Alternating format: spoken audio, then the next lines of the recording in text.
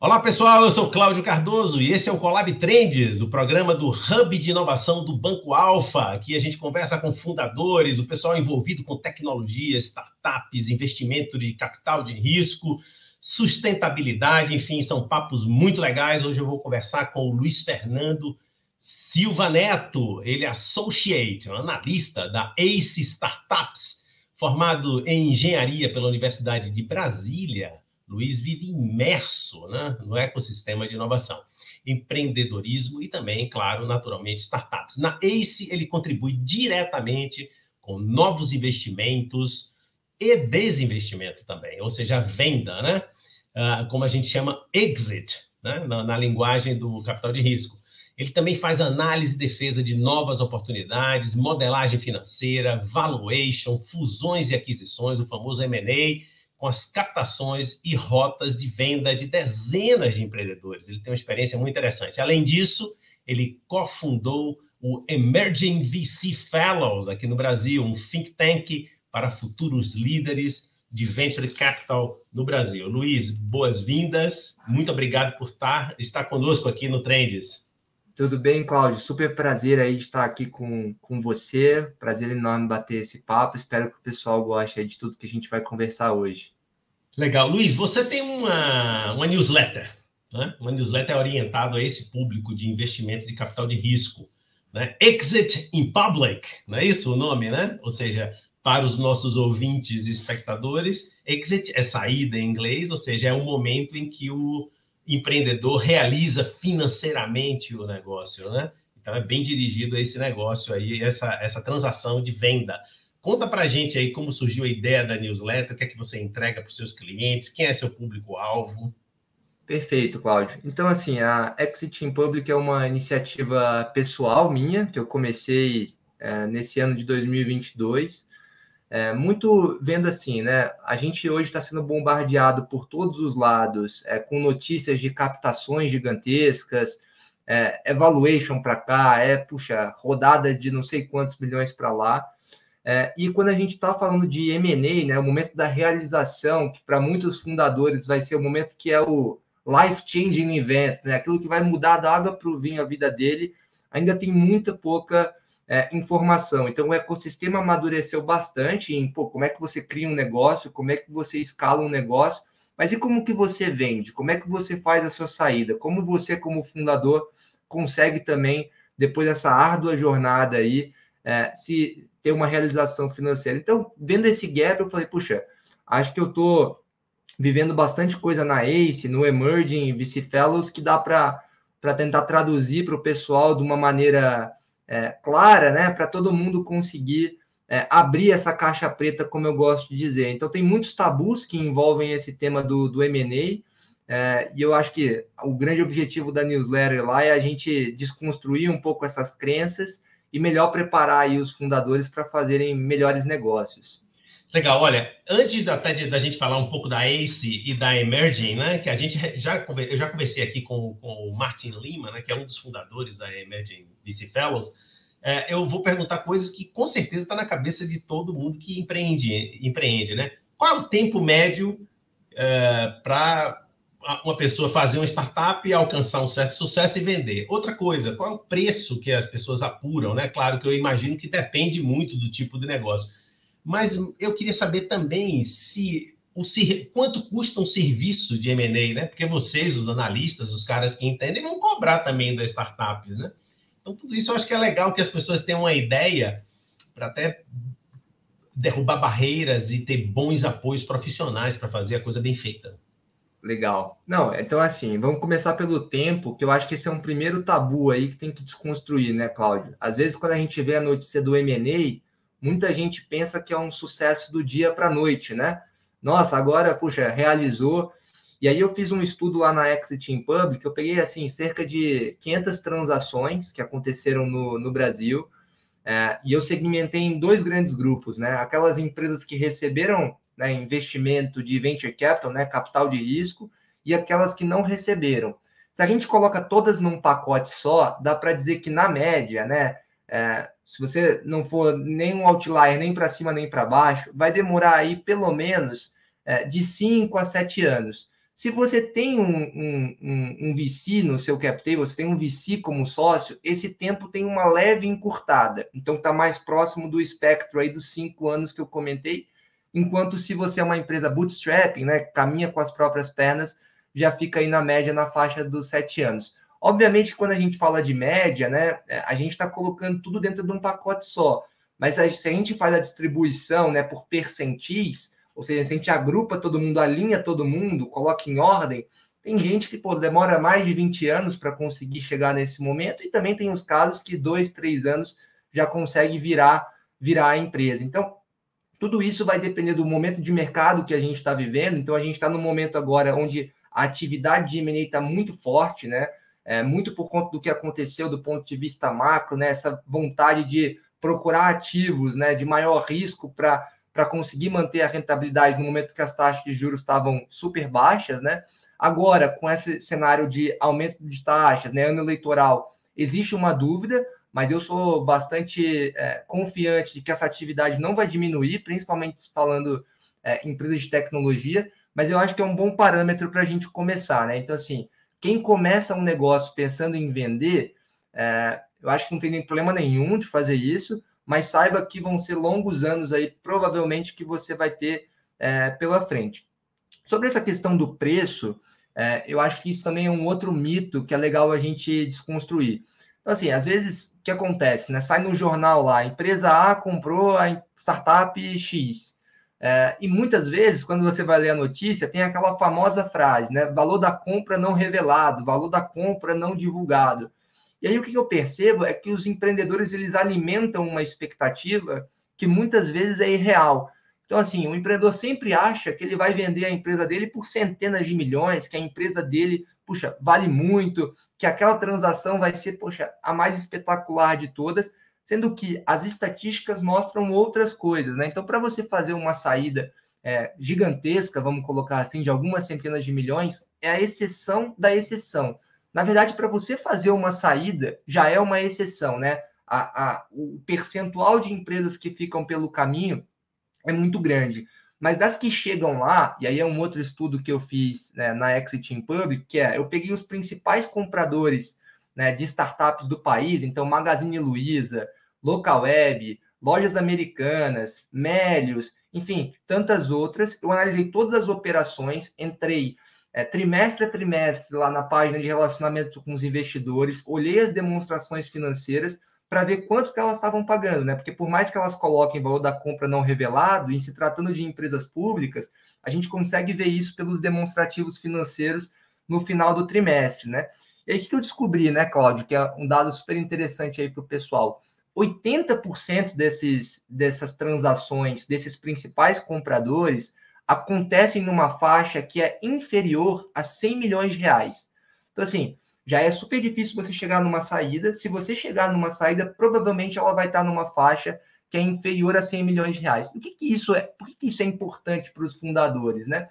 Porque com os fundos de venture capital cada vez maiores, né, a expectativa de retorno que esses investidores têm para a sua empresa, ela cresce também de maneira proporcional. Então, se eu tenho um fundo de 1 bilhão de reais, puxa, eu estou procurando por empresas, dado o risco que eu estou tomando, que tenham a capacidade, muitas vezes, de retornar esse fundo inteiro. Então, às vezes, mesmo que você, fundador, se depare com uma oportunidade de vender a sua empresa por 50, 60 milhões, o que seria absolutamente transformador na sua vida, talvez não atenda às expectativas que o investidor tem ao fazer aquele investimento. E para proteger essas expectativas, normalmente tem várias cláusulas, né, de controle, de, puxa, que tipo de transação pode acontecer, em quais condições. Então, a provocação que eu gosto sempre de fazer quando eu estou conversando sobre esse tema é: o Venture Capital ele pode ser um excelente instrumento. Ele é um excelente instrumento, tem inúmeros casos, mas você precisa saber o jogo que você está entrando.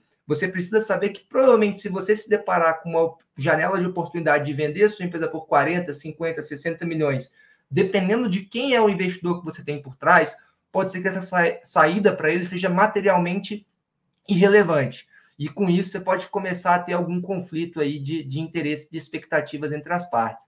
Então, acho que isso é um bom balizador para o pessoal ter na hora que está pensando em por capto ou não capto, vendo ou não vendo. E é uma coisa que, puxa, até então não tinha um lugar onde você conseguisse ver qual que é esse preço médio. Então, assim, para concluir, se você está procurando uma saída nessa faixa, acho que vale a pena você captar com anjos, vale a pena você captar com micro VCs, que são fundos que têm menos, né, capital sob gestão. Às vezes fazer uma saída dessa que o pessoal chama de saída antecipada, early exit, e depois na sua próxima empreitada, aí você vai buscar o que o pessoal chama aí de unicórnio, né, empresa que vale bilhão, porque a probabilidade de você fazer isso sem antes ter passado por uma saída antecipada, ela é realmente muito, mas muito menor. E os números que você falou, para mim, pelo menos, são assustadores, né? Bilhões e milhões. Eu imagino que a maioria esmagadora das iniciativas está querendo alguns milhares de reais para financiar aquele comecinho ali, né? Quer dizer, você já está falando do exit, da saída lá na frente de negócios muito bem sucedidos, né? E acho que ficou claro, perdão, que essas consultorias são importantes. Uma reflexão que me ocorre sobre essa ideia do... Outro dia eu estava pensando sobre isso, pitch reverso, como se fosse uma grande novidade, os fundos, digamos assim, baterem na porta das startups, e não o contrário, venderem seu peixe, né? E eu fiquei pensando, nossa, isso deveria ser a regra, e um pêndulo, né? Porque ora é o investidor que procura, ora é o empreendedor, e não há nada de errado nisso. Eu acho que talvez pelo Brasil ter... vivido um enorme, ainda hoje, né, um imenso desequilíbrio entre quem tem capital e quem tem negócio, fez com que se naturalizasse a ideia de que é o empreendedor que tem que ficar o tempo inteiro pedindo recurso, né? Então, o que você está nos contando é de que está começando a haver um certo equilíbrio entre as partes de um negócio que precisa das duas partes, não é verdade? Então, Perfeito. Eu acho isso é um raciocínio. Mas você não vai escapar da minha pergunta, não. E esse serviço é caro? Um serviço de um analista para apoiar? Você não precisa dizer o valor, mas é algo muito assim inatingível para uma startup que está começando? Na verdade, não, Cláudio. Até vou começar por essa pergunta para não driblar ela aí, e depois eu volto para o seu comentário anterior, que eu acho que ele é muito interessante. Mas, assim, esse serviço de M&A, né, boutiques de M&A, sempre existiram, né? E aí, como que esse modelo de negócio funciona? Basicamente, ele está muito atrelado ao sucesso da transação. Então, normalmente, como é que funciona? Eu sou uma boutique de M&A, por exemplo, eu converso com a empresa do Cláudio, o Cláudio me dá o que o pessoal chama de mandato para vender essa empresa, né, para conseguir maximizar o valor dessa venda, né, o preço. E aí, quando isso acontecer, eu participo com um percentual do valor da transação, junto com o Cláudio. Então, vamos supor, eu tenho, sei lá, 5% da transação se eu conseguir vender. Eu vendo a empresa por 100 milhões, o Cláudio, por exemplo, para simplificar nesse caso, né, bota 95 no bolso dele, 5% do 100, né, 5 milhões, vem para mim. E o que costuma ter também? Costuma ter o que o pessoal chama de retainer fee, que é basicamente uma parcela mensal que você vai pagando, que normalmente não é um valor alto, então... Até se você, empreendedor, se deparar com um valor de retainer fee muito alto, cuidado, porque o incentivo não está alinhado. Então, esse valor mensal é muito mais para alinhar, você ter o cara do seu lado, você depositar um compromisso naquilo, mas onde o analista, a boutique, enfim, vai ganhar o dinheiro mesmo, é na hora que você também ganhar o dinheiro na transação. Então, é sempre mais ou menos esse modelo, uma parcela mensal, uma parcela de sucesso. Tem boutiques que abatem essa parcela mensal do valor de sucesso, ou seja, ele está realmente tão interessado no sucesso que ele fala, você me pagar aqui 50 mil reais até a transação, eu te devolvo, entre aspas, isso quando a gente fizer o negócio dar certo. Então, isso é assim que funciona. Perfeito, só um comentário sobre o que você falou, Cláudio? Tá, eu posso lhe interromper um pouquinho? Claro. Eu vou guardar esse comentário para depois do intervalo. A gente vai fazer aqui um rápido intervalo aqui na Rede Transamérica. Fique com a gente, a sua rádio onde você estiver.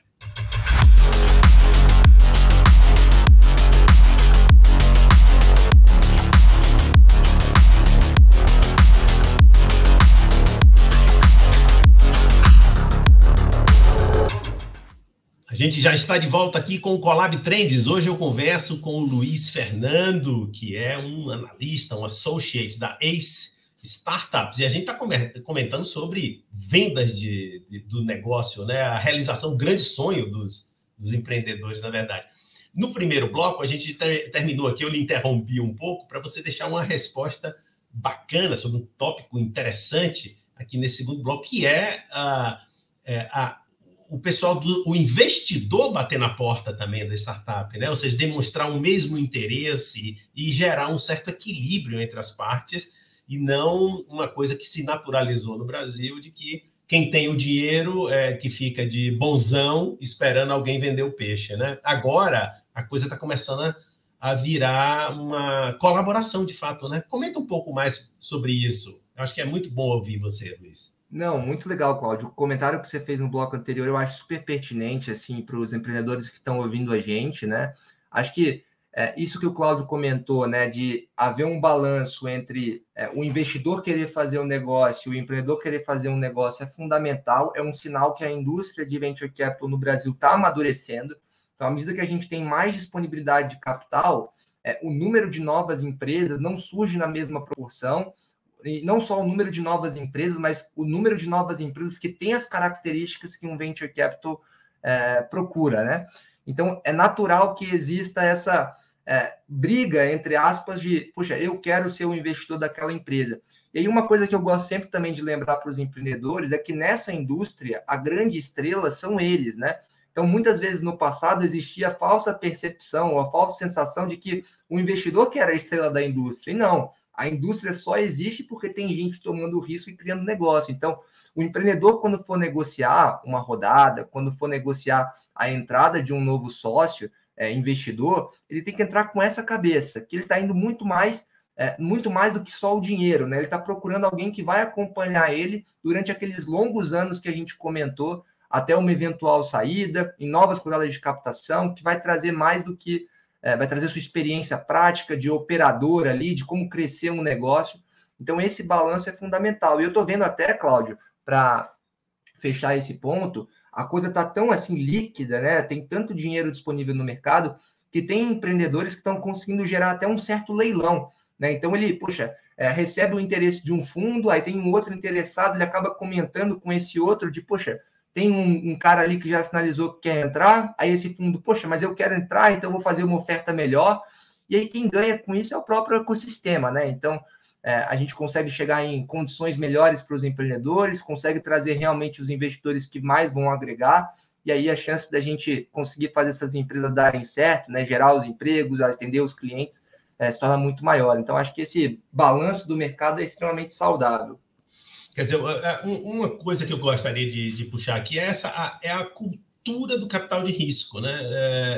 É uma outra questão que no Brasil também, no geral da população, não vocês que são especialistas, vivem esse mundo tão intensamente, principalmente nos últimos 15 anos, talvez, né?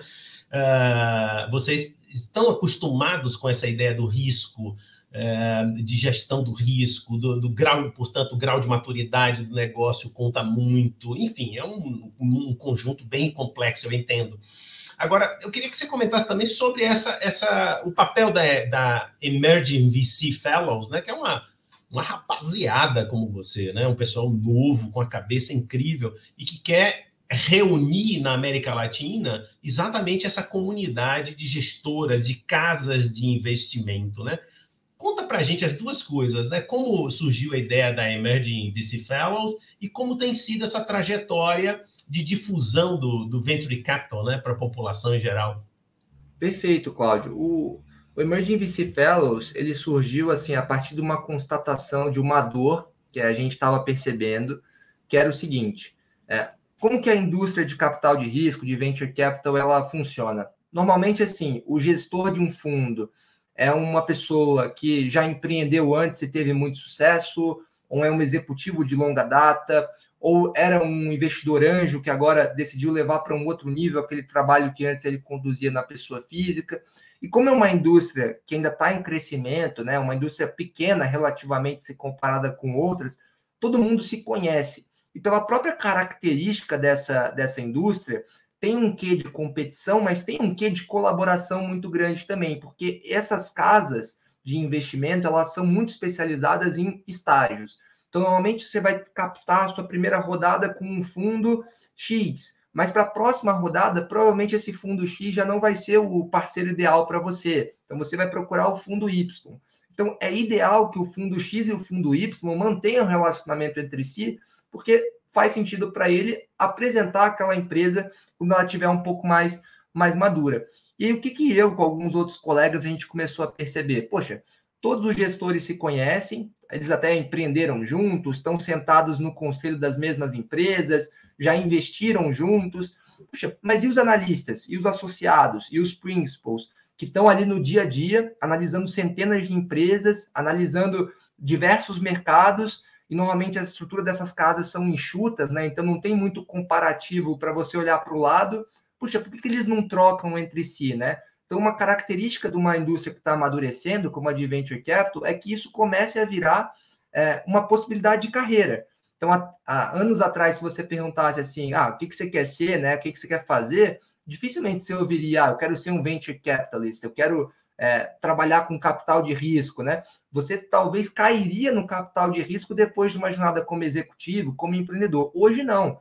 Hoje isso já existe de, poxa, eu quero ser um VC, vou formar ali na faculdade, meu primeiro emprego já vai ser numa casa de investimento, eu vou crescer ali dentro até virar sócio, eventualmente eu vou sair e fazer a minha própria gestora. Então, vendo esse movimento, a gente falou, poxa, tem uma oportunidade aqui, e aí a gente decidiu montar o Emerging VC Fellows, que é uma associação sem fins lucrativos, ou seja, ninguém tem nenhum interesse individual ali, é realmente um interesse de fomentar, né, o desenvolvimento dessa indústria, onde a gente conecta e educa essa camada da indústria. Então, o analista do fundo A agora conhece o analista do fundo B, que aprende com o analista do fundo C, e quem ganha com isso são os empreendedores, são os gestores, é a indústria como um todo. Então, dando alguns números, Cláudio, para você, hoje o Emerging já está mais com 200 membros, então tem de todas as gestoras que você imaginar, desde gestoras que assinam cheques de 100, 200, 300 mil reais, até gestoras que assinam cheques de 50, 60, 70 milhões de reais,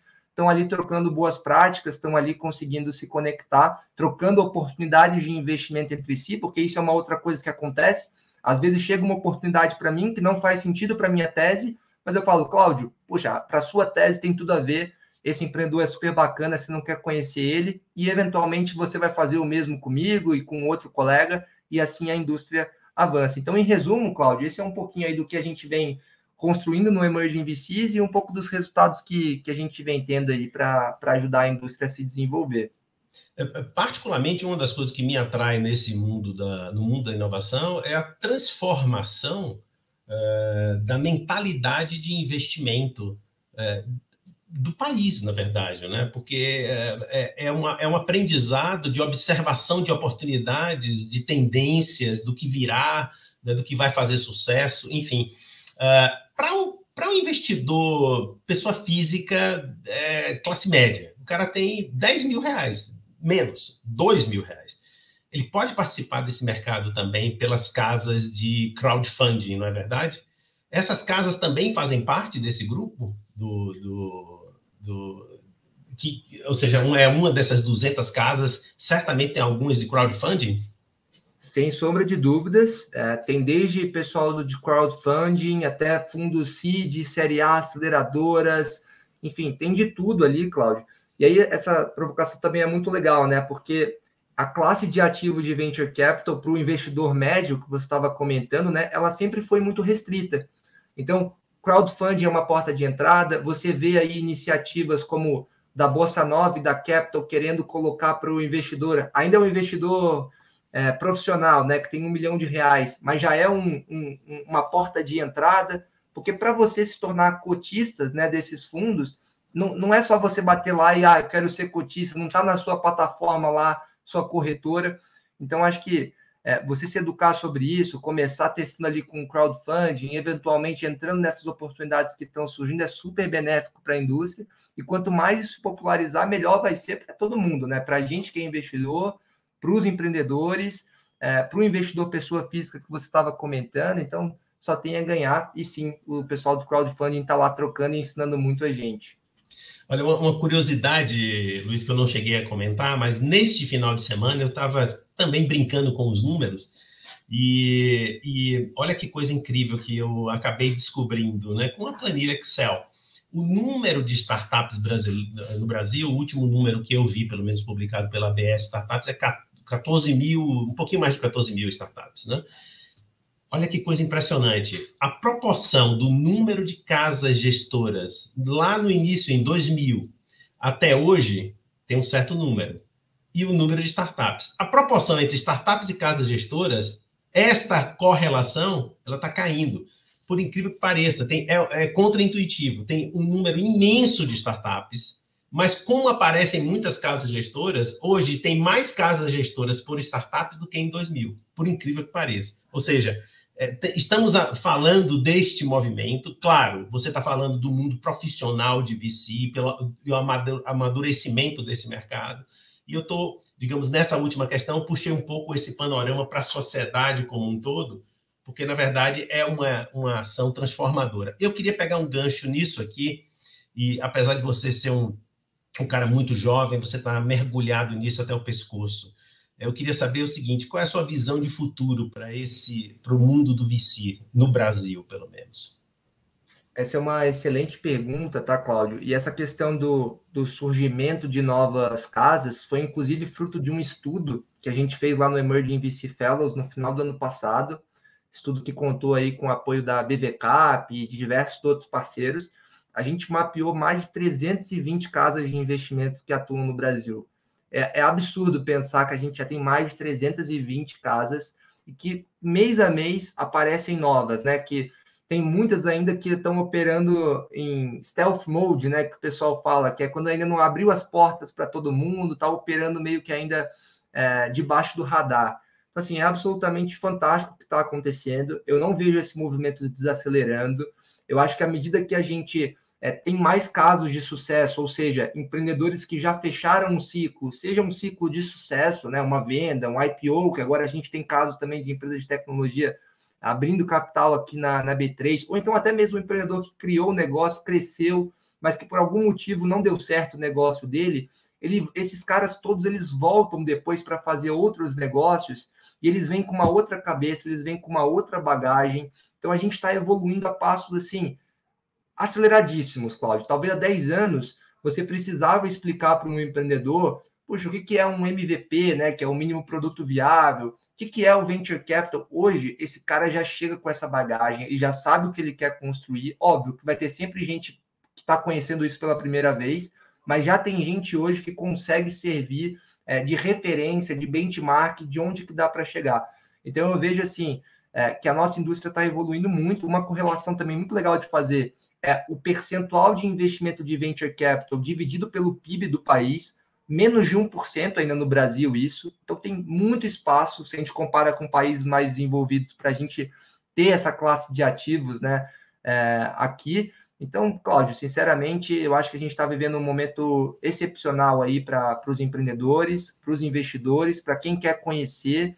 Eu acho que a hora de começar a estudar sobre venture capital é ontem, porque isso veio para ficar e acho que assim, o movimento dos corporates também entrando, tudo isso só enriquece aí tudo que está acontecendo no nosso ecossistema. Legal, Luiz, eu queria, esse papo aqui eu estou achando uma delícia, eu prosseguiria com ele, mas infelizmente a gente tem um tempo aqui limitado, e aí eu queria deixar uma última questão para o seguinte, você é um produtor de conteúdo, você tem a sua newsletter, né? E publica o Exit in Public e provavelmente, eu imagino, que o seu público-alvo é principalmente o pessoal envolvido diretamente com essas casas de investimentos, profissionais de VC, etc. Quais são os termômetros que você captura? Né? Quais são as demandas? Quais são os comentários principais? Onde estão as polêmicas? Enfim, fique à vontade aí para comentar o feedback, o retorno que você tem dos seus leitores. Legal, legal, Cláudio. O que eu tenho ouvido bastante, que está me dando muito combustível para fazer esse trabalho, cara, eu não tinha a menor ideia disso que você está escrevendo. Eu estou aqui empreendendo, eu nunca vi esse tipo de dado de qual é o preço, eu não tinha ideia de quanto tempo normalmente levaria. eu não tinha ideia do que eu estaria abrindo mão, eu nunca tinha me feito esse tipo de provocação, eu com meus sócios. Então, isso que realmente me dá o combustível de produzir, tá, Cláudio? E eu, assim, né, convido todo mundo que ou trabalha numa startup, ou até quem é investidor, e principalmente os empreendedores a acompanhar lá, que eu coloco que, assim, meu objetivo é, se eu conseguir deixar uma provocaçãozinha lá no Exit in Public na cabeça desse pessoal, eu já vou ter atingido o objetivo. Mas é esse o propósito lá. O propósito é realmente abrir a caixa preta, como eu falei no início. Eu acho que a gente tem que acabar com essa assimetria, né? Que se dá bem quem já viveu e quem não sabe se dá mal, e quando viver de novo aí vai se dar bem. Não. Acho que a gente tem que abrir realmente o conhecimento para todo mundo estar com a faca e o queijo na mão quando chegar a sua hora, quando estiver sentado numa mesa de negociação, tá bem posicionado para fazer o melhor deal possível, que é assim que todo mundo ganha, é assim que o ecossistema evolui. Muito legal, muito legal. Luiz, olha, parabéns pela sua trajetória e do Emerging VC Fellows. Particularmente, eu acho espetacular a posição de vocês, né? De pensar o seguinte, todo mundo ganha. Quer dizer, quanto mais informação, quanto mais dados, quanto mais indicadores interessantes, quanto mais diálogo e interação com todos os atores do ecossistema, melhor. Então, parabéns para vocês e vida longa, tanto a sua iniciativa pessoal, como a sua carreira profissional, e lá a iniciativa do Emerging, tá? Parabéns, muito obrigado. Muito obrigado, Cláudio. Foi um prazer aí bater esse papo com você. Obrigado pelo espaço. E quem tiver interesse de acompanhar qualquer uma dessas iniciativas, fica super à vontade para entrar em contato comigo. Vai ser um prazer estender esse papo tão gostoso que a gente estava tendo aqui com cada um de vocês que se interessar. Chegamos ao final de mais um Collab Trends. Hoje eu conversei com o Luiz Fernando, que é um analista, um associate da ACE Startups e participa também de um movimento interessantíssimo que é o Emerging VC Fellows.